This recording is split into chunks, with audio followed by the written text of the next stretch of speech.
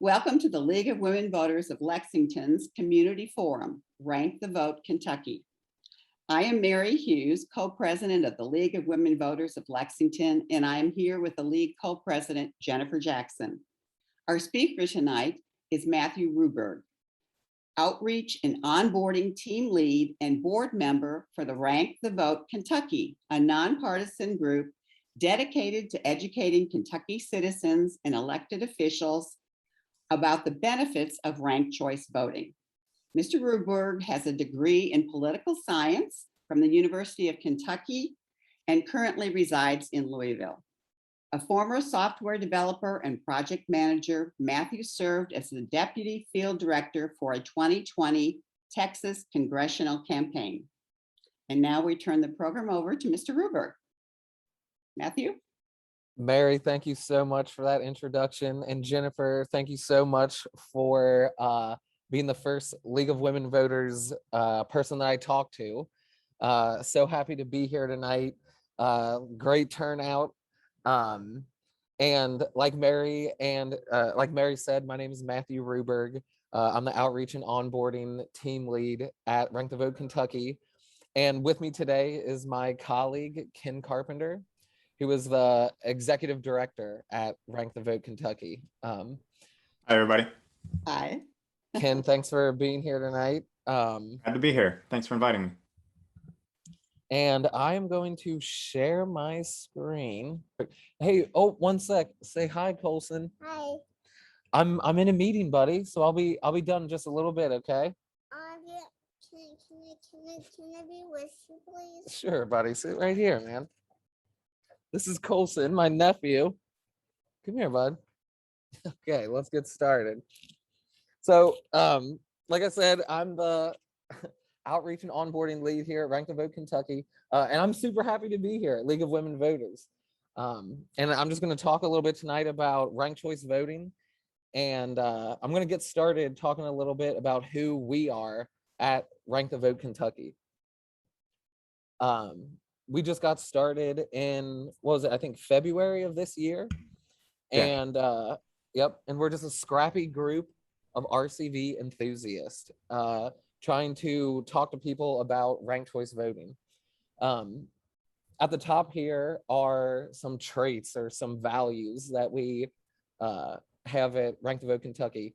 We're not for profit, we're totally nonpartisan, we're all volunteer, and we're inclusive. We're open to anyone who is interested in better outcomes for the voters of Kentucky. And I just started doing partner outreach to other groups here in Kentucky. And League of Women Voters was one of the first groups that I wanted to reach out to because I think we share a lot of these values. And so I'm super glad to be here tonight. And what do we do exactly at Rank the Vote Kentucky? The first thing that we do is education.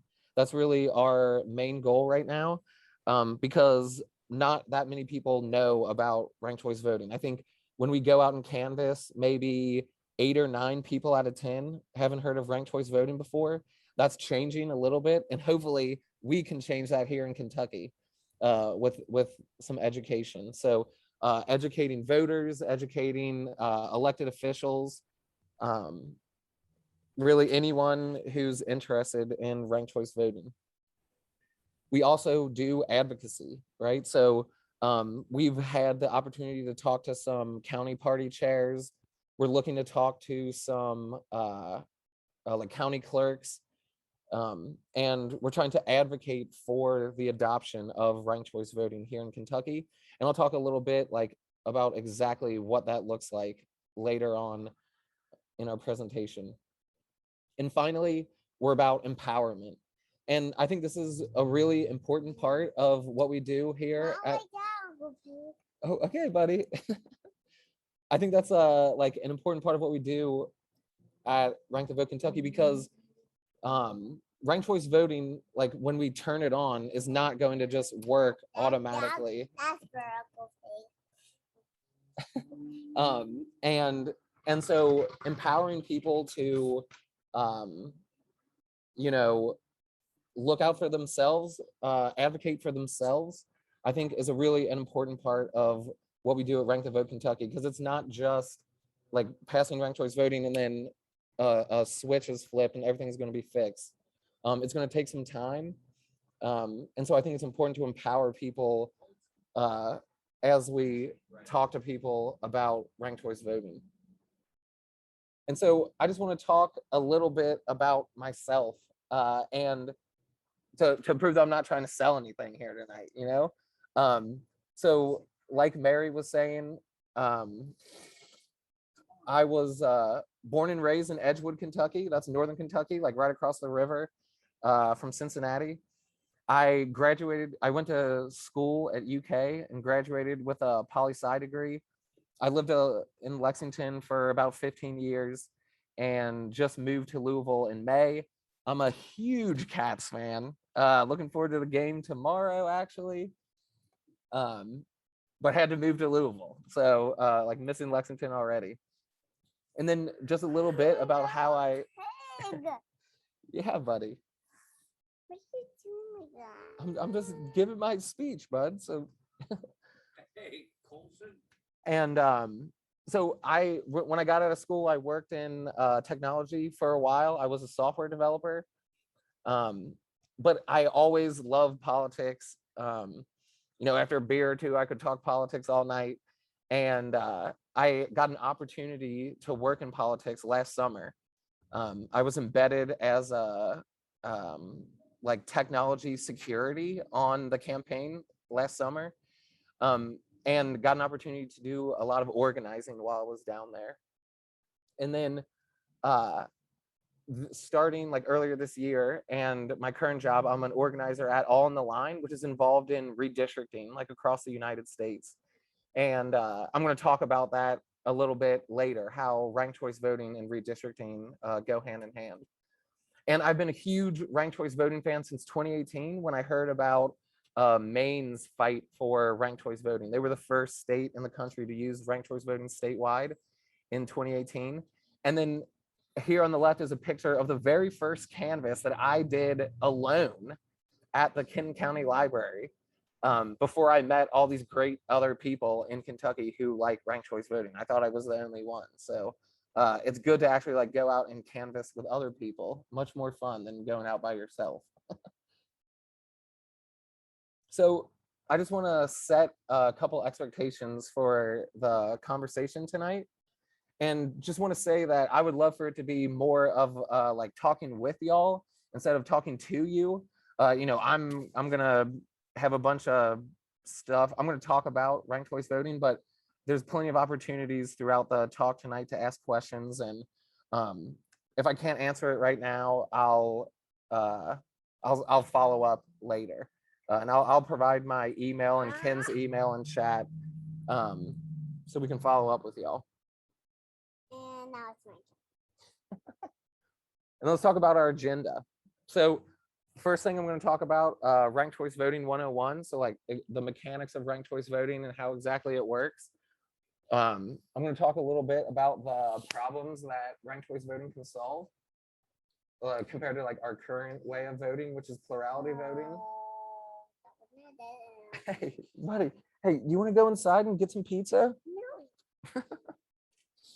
And then well, I'm going to talk a little bit about how this can happen in Kentucky, right? Like what exactly needs to happen to make ranked choice voting a thing in Kentucky. And then I wanted to talk a little bit about ranked choice voting and redistricting, because I know that's like a high priority of the League of Women Voters. So first thing I'm going to do, I am going to show, it's about a 4 or 5 minute video in Maine. I think this video was in 2018, right as they were about to become the first state in the country to adopt ranked choice voting for all of their statewide elections. And it talks a little bit about the mechanics of ranked choice voting and everything that went down in Maine when they adopted it. So let me see if I can share this. And y'all let me know if you can hear the sound here. How you doing? Good, how are you? Jared Golden just is get the it? Okay, Democratic perfect. candidate in Maine's neck-and-neck race for the 2nd District. He and his opponents have to consider something that federal candidates haven't had to do thus far in U.S. history: a new way to vote. In 2016 and again in 2018, Maine voters approved ranked choice voting. It's a new voting system that supporters say could solve political problems like minority rule, negative campaigning, and costly recounts. A simple, fair, common-sense system of voting. Opponents say it's a partisan power grab. It's not fair and it's unconstitutional. In reaction to the election of the state's controversial Republican governor, Paul LePage. It's not purely a reaction to our current governor, is how I would look at it. People have a right to reform our election system. The way most U.S. elections work is called plurality voting. Voters cast a vote for a single candidate in a field. The candidate with the most votes wins. In ranked choice voting, instead of selecting just one candidate, voters can choose to rank the candidates. They mark their favorite as number 1, their second favorite as number 2, and so on. When the votes are tallied together, if a candidate gets 50% plus 1 of the vote, that person is the immediate winner. But if no one gets the majority, the candidate with the least amount of votes gets eliminated, and those votes are transferred to the voter's second choice. If someone hits more than 50% that round, then a winner is declared. If not, the candidate with the lowest votes gets eliminated again, and those votes are applied to the voter's next choice, and so on until someone gets a majority. The race for Maine's 2nd District is the kind of race where ranked choice voting has the potential for a big impact. Golden and his opponent, Republican Representative Bruce Poliquin, are in a dead heat in the polls, and there are 2 other independent candidates in the race, Will Hoare and Tiffany Bond. Maine has a long history of vote splits with independents, and by all accounts of the polls, the people who vote for me will be determining the outcome of the race. Vote splitting is something that third-party candidates can do under plurality voting, which, remember, is the voting system that most voters are used to. When voters have a choice between candidates with overlapping platforms, those candidates will both lose the election because the voters are split between them, allowing the other candidate to win with a plurality, not a majority. You end up with minority rule. Vote splitting has made a difference in some big elections. Remember the 2000 presidential election?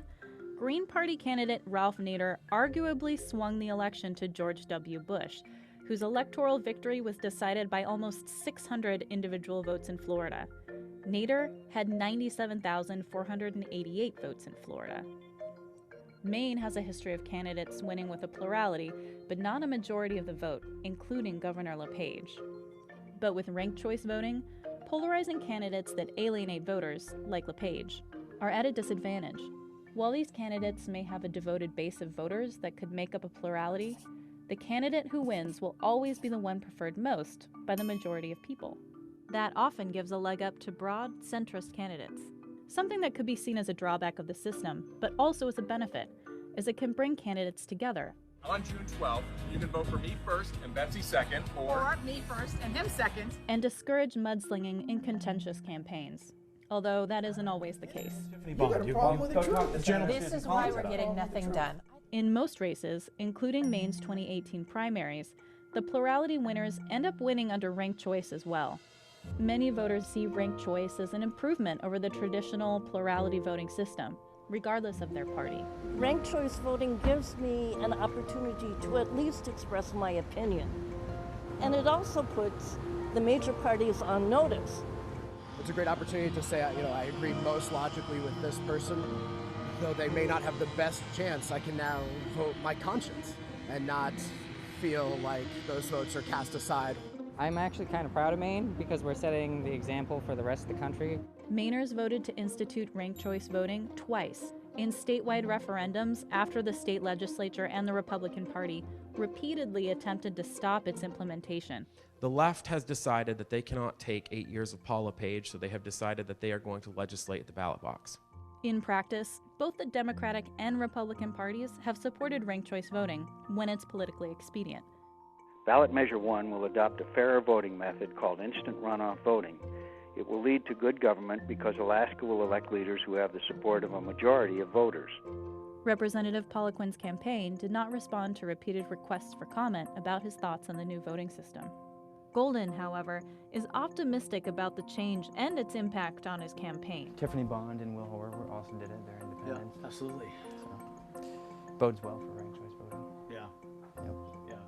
And people would say to me, "Oh, what's your strategy for ranked choice voting?" And I would say, well, it's the same strategy I've used in every election. I think you should always seek to have the broadest base of support, and there are some that think that in a ranked choice voting system you should target your message to this plurality of voters and this message to that group, and that sounds cynical.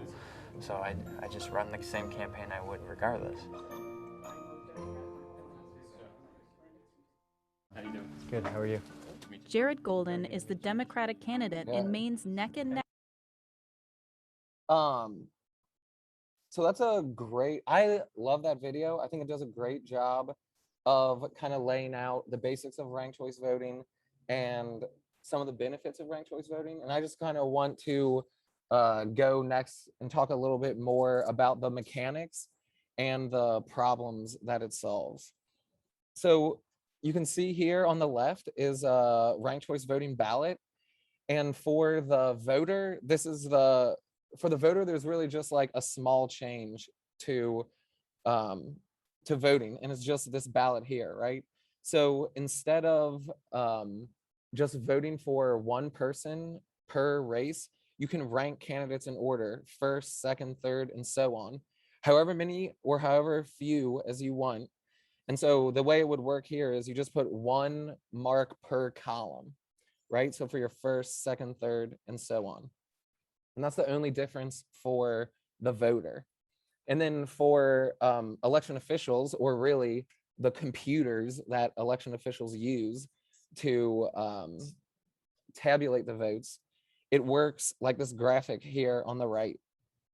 So the first thing it does is it adds up everyone's first place votes. If someone in the race gets at least 50% of the first place votes, then they're the winner, just like our current plurality election.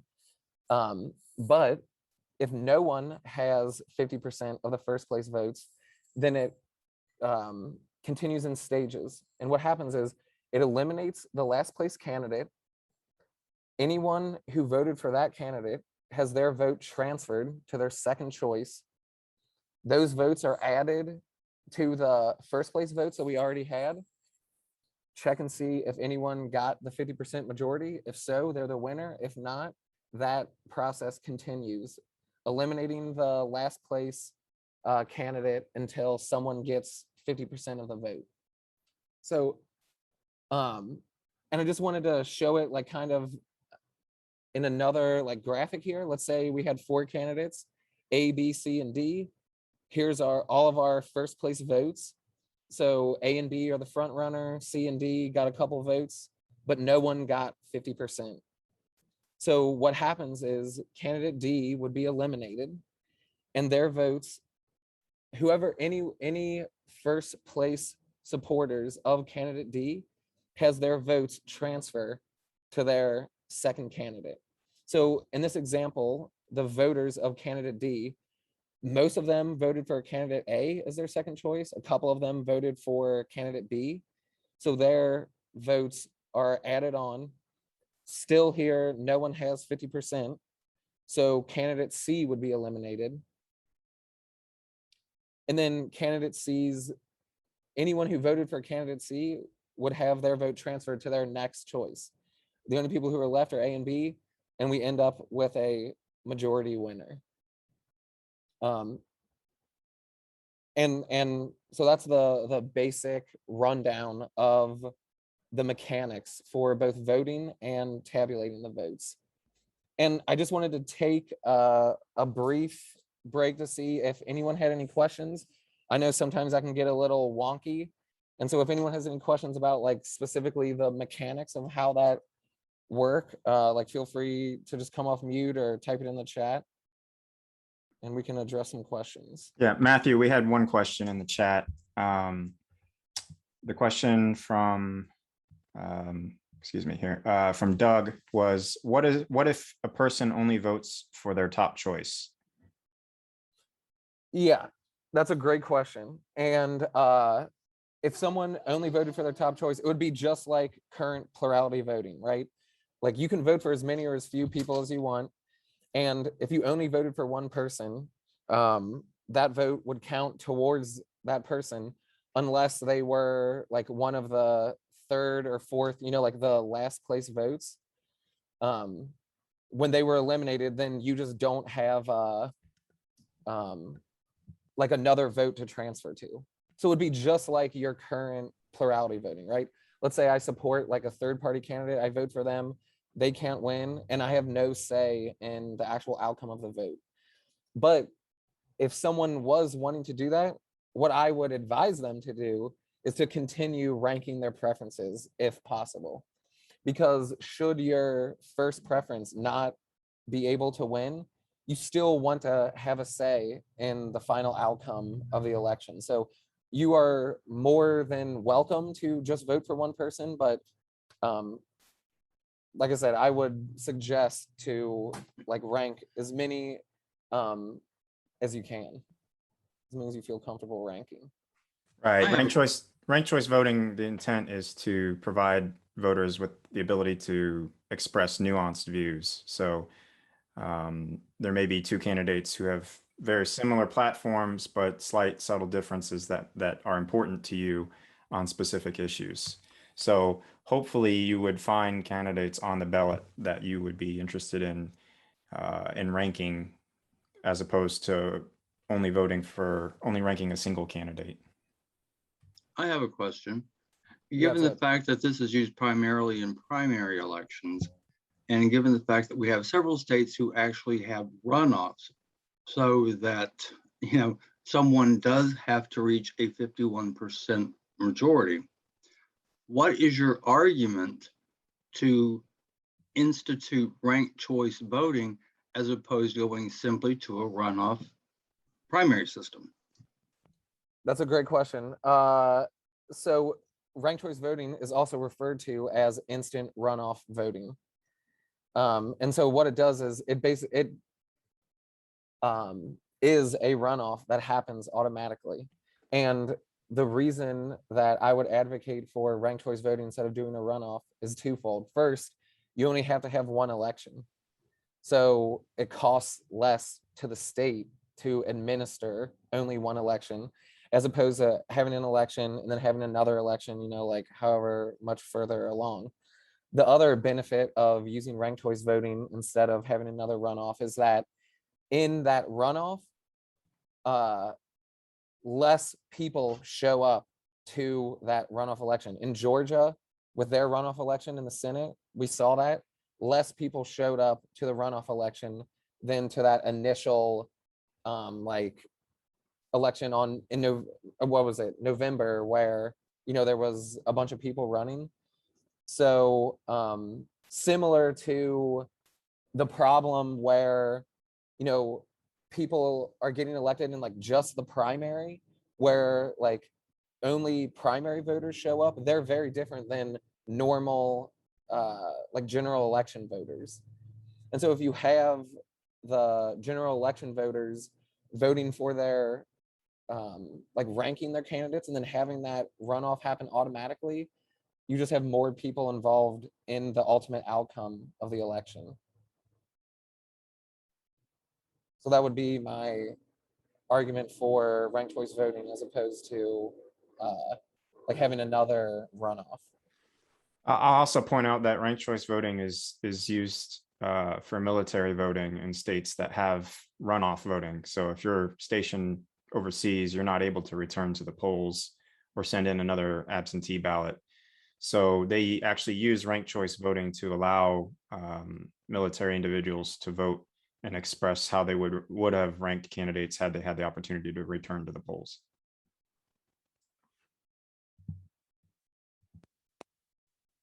Cool. Those are great questions, and we'll have more opportunity for questions like throughout.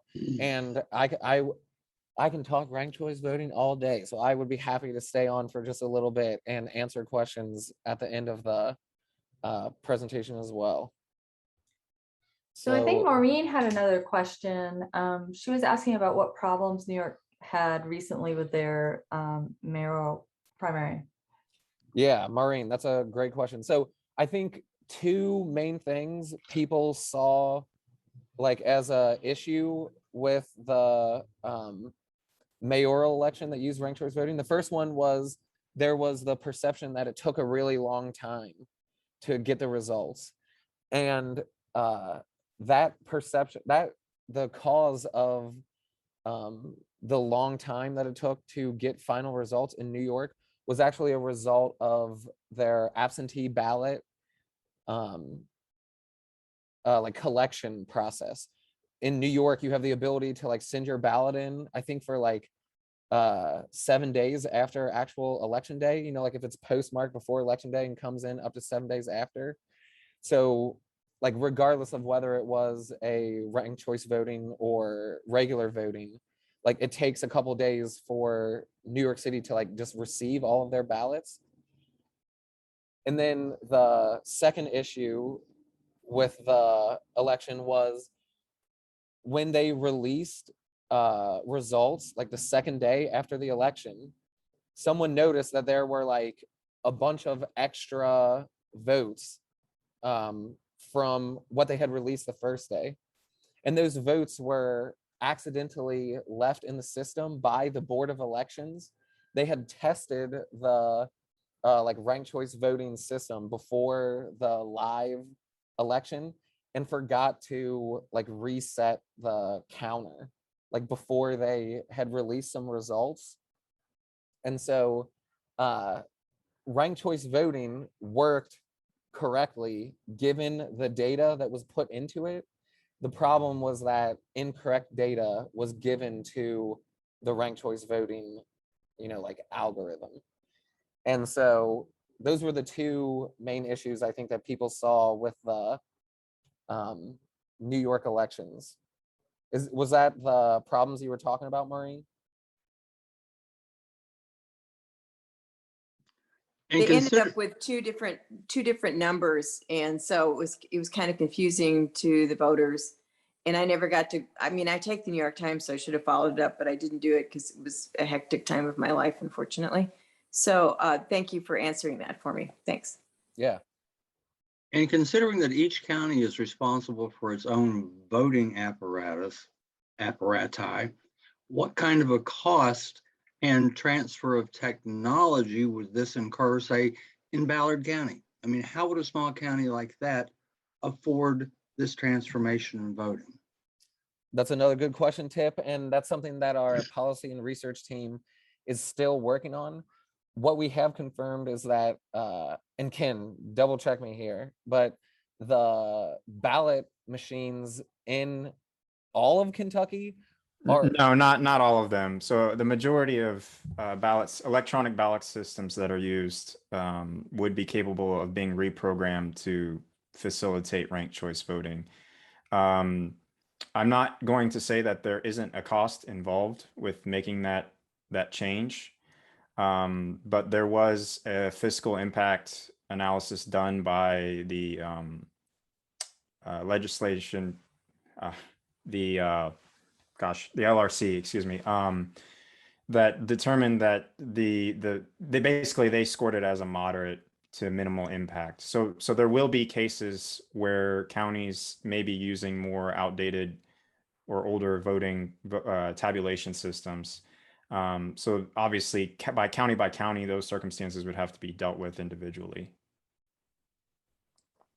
Yeah, and that's something that we're still like actively researching. I got a little slide near the end about some like outstanding questions that we still have in regards to like legal and practical implementation here in Kentucky.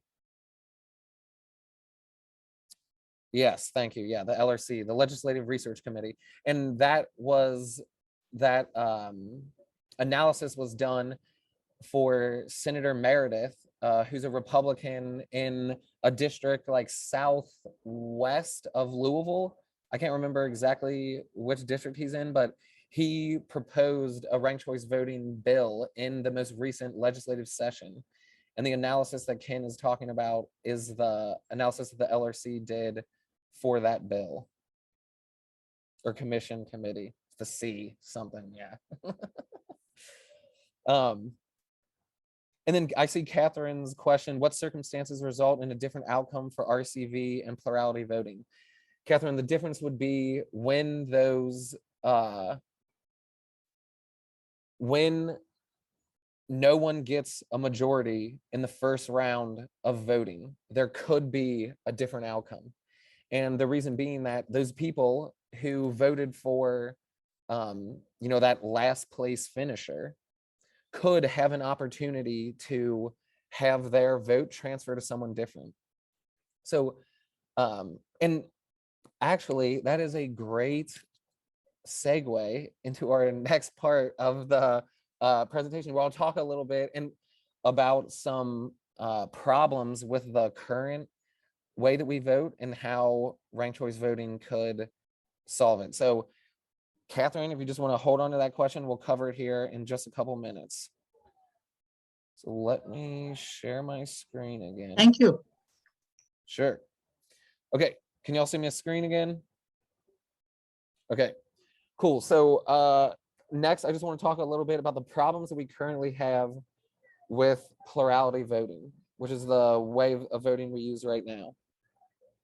I'm going to talk about 3 problems that ranked choice voting can solve. The first problem is that candidates can win with less than a majority of the votes cast. The examples here are the first 2 are in primaries, right? But this can happen in a primary as well as a general election. Andy Beshear won the 2019 Democratic primary for governor with 37% of the vote. Same thing happened with Matt Bevin in the 2015 Republican primary, won with 32% of the vote. The other example here is, I think that's Rick Perry, who won the general election with 39%. So more people voted against these candidates than for them coming out of the primary, which seems, a little undemocratic. With ranked choice voting, we showed how someone has to get 50% of the votes, has to get a majority of the votes in order to win that election. Another problem with plurality voting is that candidates with similar ideas split votes. And what this does is it disincentivizes competition and new voices. So I want to talk about this a little bit more, right? Because this is a problem both for the voter as well as the candidate.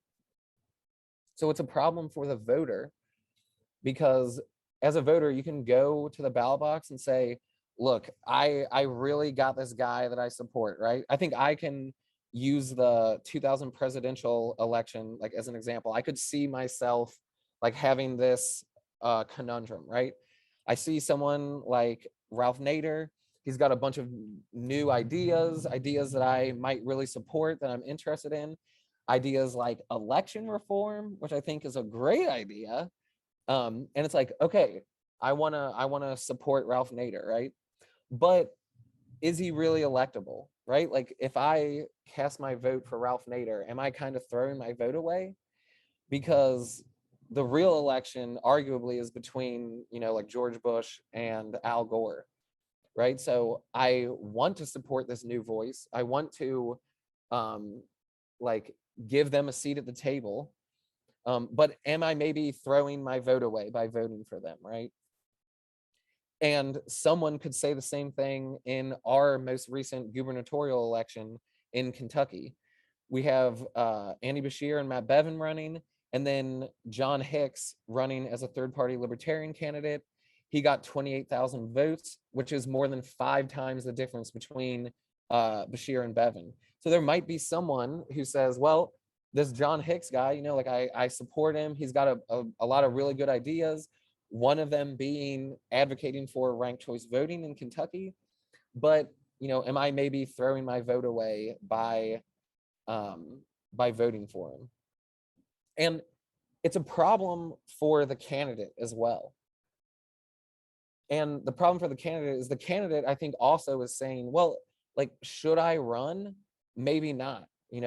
If I run and I get 5%, 7%, 10% of the vote, I am taking most of those votes away from the other candidate who is most like me, right? And potentially spoiling the election for the candidate who is most like me and guaranteeing that the person I least want in office is going to be elected, right? So I think that has kind of a chilling effect on people running for office.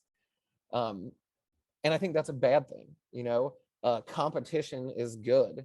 Competition, I think, is a good thing and can result in better candidates and ultimately better elected officials. And the examples here, I want to point out, you know, it benefits Democrats and Republicans, like that we've seen from these two examples. Ultimately, the people that it doesn't benefit are the voters, right? Who want to be able to go to the ballot box, vote with their heart instead of playing politics, and just rank people in the order that they prefer, right? And ranked choice voting gives you that option, right? Potential candidates won't have to worry about spoiling an election by taking a percentage of the final vote. If they don't get that 50%, and they're in last place, their supporters will have their votes transferred to their next preference. And the final problem that I want to talk about with plurality voting is what we've seen lately, this that candidates benefit from negative campaigning and mudslinging. You know, if all you have to do is say, there's no way you can vote for this other person, right? Like, they're terrible, like, you got to vote for me. It's easy to do that when you're not searching for second choice votes, third choice votes, and so on, right? That kind of scorched earth politics doesn't work as well in ranked choice voting because you're still looking for second place, third place votes. So candidates have to earn your vote, not just convince you to vote for the other person. And those are three, I think, like, big problems with plurality voting that I think ranked choice voting solves. And before we move on from this, I just want to reiterate that this change, you know, the change of more candidates throwing their hat in the ring, like having more competition in primaries and general elections, it doesn't happen overnight, right? And these new types of candidates will take a while to get a foothold, but they're given an opportunity to be a part of the election without spoiling it day one, right? So that first time they run, they might get 3%. No one really cares. No one might see that as a big deal. That second time, they might get 5%, 7%, might get some press coverage talking about their new ideas. That third time, they might get 15%. They might get invited to the debate stage, right? So I think ranked choice voting kind of like incentivizes that competition. I think ultimately results in better candidates and better outcomes. And so just want to take another break, check the chat real quick to see if anyone has any other questions about those problems that we see and how ranked choice voting can solve them.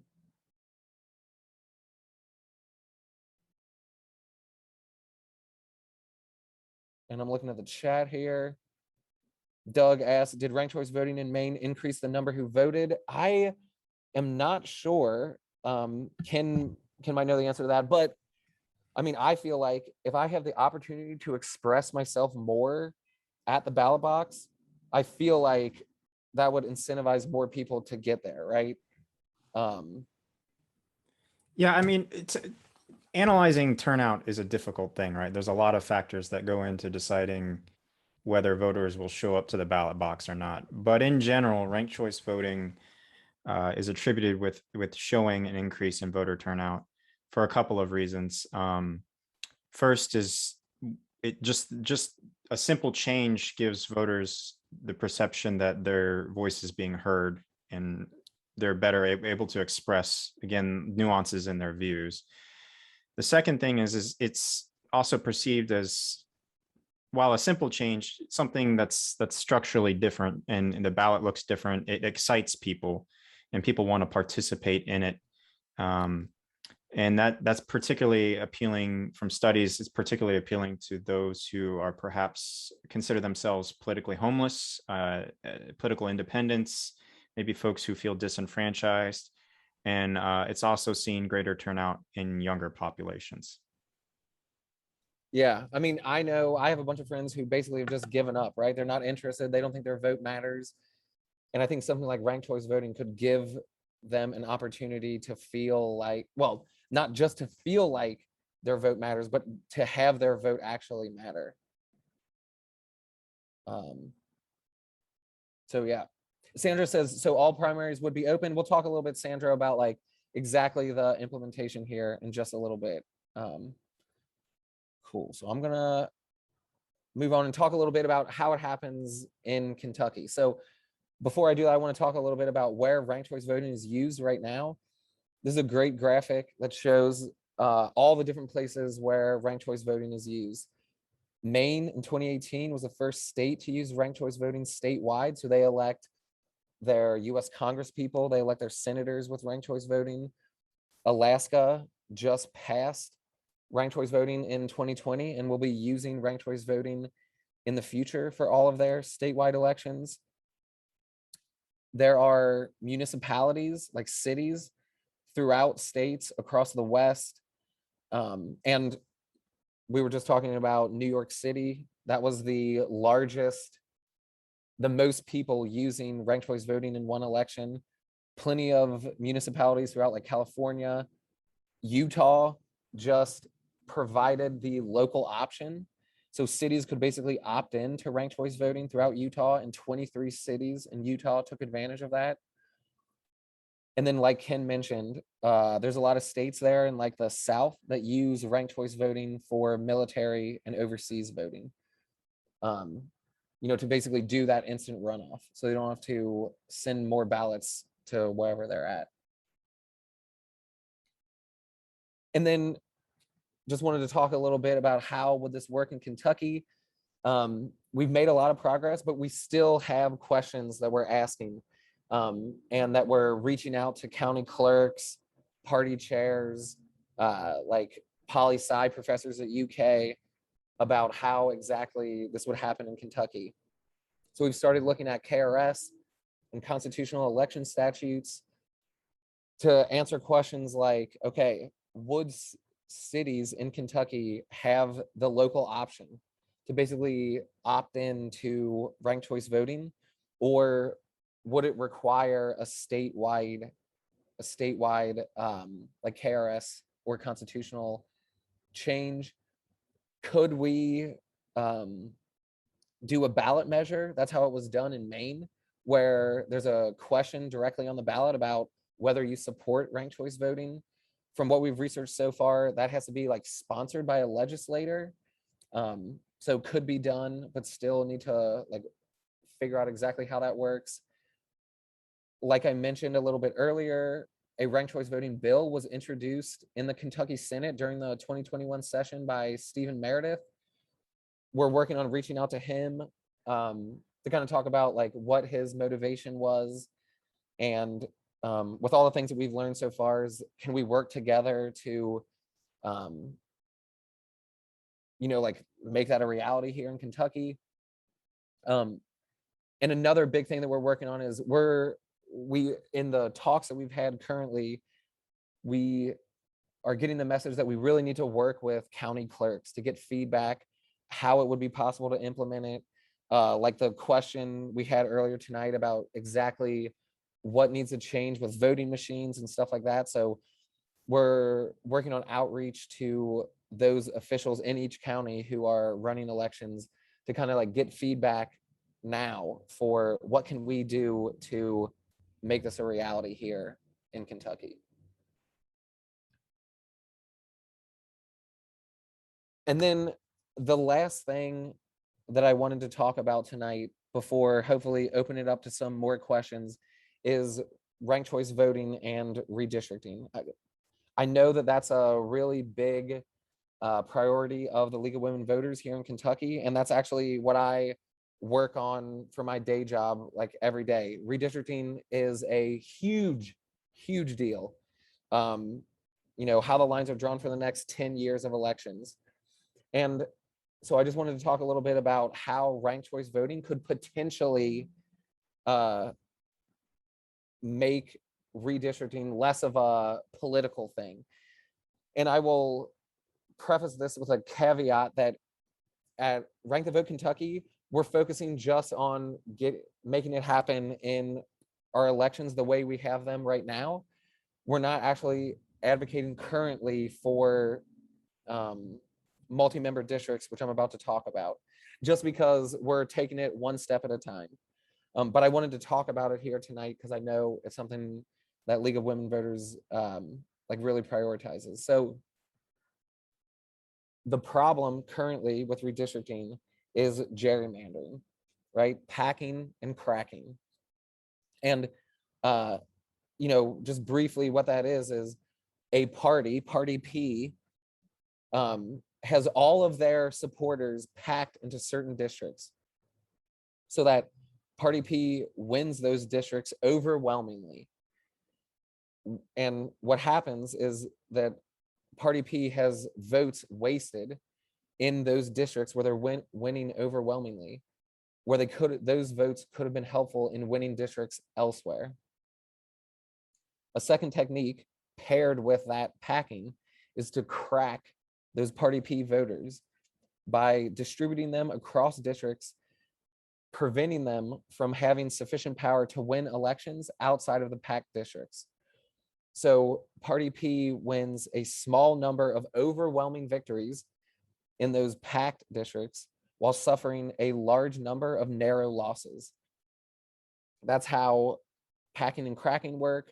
And you hear the efficiency gap, right? So all of those wasted, quote unquote, votes in those packed districts. The graphic that you see right now is our current congressional districts. There's 6 congressional districts in Kentucky in which 1 member of Congress is elected from each district. What you could do with ranked choice voting is have multi-member districts. And so the main difference here is you would have less districts, but you would elect more than 1 person from that district, right? So I was just drawing this in some tool that I use at work. And in Kentucky, you could have 2 districts and elect 3 people out of each district. What you would do is you would rank your choices in order, just like we described in the like single member ranked choice voting elections. But that threshold for the threshold that in a single member ranked choice election is 50%, a majority, in a multi-member election would be a little bit lower. So for if we're electing 3 members, it would be 25%.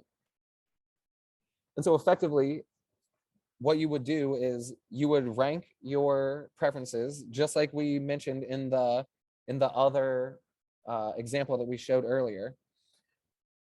But instead of waiting until someone gets 50%, right when someone gets 25%, those votes are redistributed, right?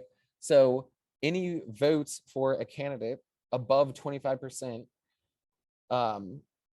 the extra votes are redistributed proportionally to the rest of the candidates, right? So you saw that first candidate there, they got like 40%, but anyone who voted for them over that 25% threshold has their votes redistributed down ballot based on their second, third, and fourth, and so on votes. And the same thing happens going up. So if you don't have enough people who hit that threshold, the last place candidates are removed and their votes are redistributed until you reach the threshold, depending on how many people you're electing. And so I know that gets like super wonky and it starts getting a little bit more into the math, but effectively, like to wrap that up, and we can talk about that right after this, is less lines means less opportunities to gerrymander. And ultimately, the outcome of this is that it's more representative of the electorate, right? Because if you can get just that 25% threshold throughout the like larger districts, you can vote for a candidate of your choice. Whereas right now, you need to hope that all of your, that you have at least 50% of the supporters within a single district. So, you know, it lowers that threshold to be able to elect a candidate of your choice, removes those like wasted votes, right? And that efficiency gap that we talked about a little bit earlier. So that's just a brief overview of multi-member districts. And I sent a link to Mary before tonight's meeting with some more reading for anyone who's interested in learning a little bit more about that, because I know I have to like go back and reread the multi-member districts, because it's a little more involved than just single member districts, single member ranked choice voting. May I ask a question? Yeah, absolutely. So it's whose second choice votes get used? So if the first 100 people vote and their votes get somebody over the threshold, and then the next people who vote for that same person, their votes are now going to be redistributed? So it happens proportionally based on how many extra votes that first person had above the threshold. So whereas in our first example, only full votes were redistributed from that like last place person whose supporters would have their like second choice redistributed. For this person here who was above the threshold, proportionally based on, let's say they went 50% over the threshold, his supporter, whoever his or her support, like first place supporters were, their votes would be proportionally reapplied. So like half of their second choice votes would be like reapplied on top of the like other candidates. Got it. Thanks. So it kind of like smears out the second choice support across like whoever the first place voters like preferred for their second choice. And so yeah, that it gets like a little wonky, and I highly suggest anyone who's interested in multi-member ranked choice voting like read the link that I sent to Mary. Right. It's in the chat, Matthew. Oh, perfect. So I hope that answered your question, Catherine. Yes, thank you. Any other questions about multi-member ranked choice voting? I know we just got 2 more minutes here tonight, and I don't want to go over. I want to be respectful of everyone's time. So I had a quick question. You know, we're looking at like right now, I believe it's districts 1 and maybe 6. I don't know. The one over in Western Kentucky and then Northern Kentucky are pretty gerrymandered.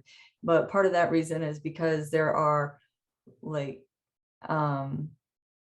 there are representatives that live kind of close to each other. And so for them to get into different districts and still be elected, they have to do that. I mean, I guess one of the, concerns I would have about this type of like group ranked choice voting would be, you could have candidates, like maybe all the candidates live in Louisville, and then there's nobody representing the rest of the state, right? Like, because there may be different priorities for people in different areas of the state. And that's one of the problems with some of the districts, is that they're so spread out. You know, it takes 3 or 4 hours to drive from one part of your district to the other. So are those representatives really like paying attention to all of their voters? So anyway, it's an interesting concept, and definitely there needs to be a better way to redistrict. But it's kind of like a radical concept, right? Like to have a runoff and choose 3 people from 2 wide districts. So it's it's interesting to think about. I don't know that I had a question there per se, but I think more of a comment. the feedback I'll give is, I think Matthew emphasized the fact that you're not going to see us exactly publicly push multi-member districts at this point in time. We're presenting it to you because it does resolve the issue of gerrymandering. But when anything you see from us publicly, really what we're trying to do is implement ranked choice voting in our existing single member district elections first, as the first step.